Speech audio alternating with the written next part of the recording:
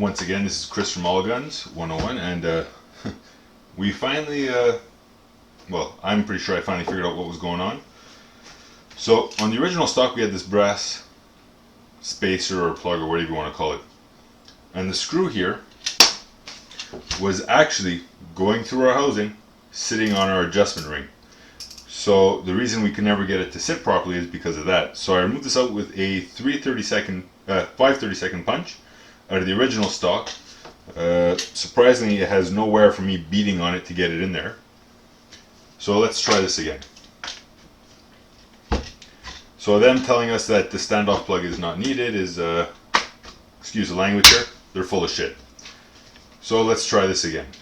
So now that we have that in place, retighten our screw to 20 inch-pounds.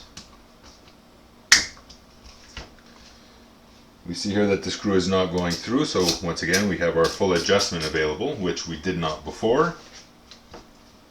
Readjust fore end, 20 inch-pounds.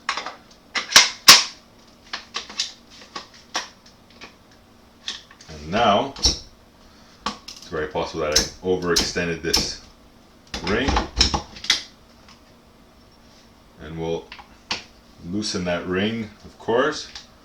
We'll have to readjust that. Now from what I'm seeing here, the barrel does not seem to be sitting straight, which it doesn't. It's very much a free-floating barrel, so our front guard, I presume, is going to be mostly useless. So let's bring it so that we can close. There's closed. And it's already quite tight. The joint here is much nicer. So this is the mount. Let's pop up the sight. See here, it is together. Now we're going to backpack it, so let's close our front end, remove it. It is a automatic bolt release, so it will release when it wishes. Insert our barrel into our plug here, assemble that. Everything's nice and tight. And here you have Project 22 almost fully complete with the X22 backpacker installed. Enjoy, subscribe, stay tuned for more.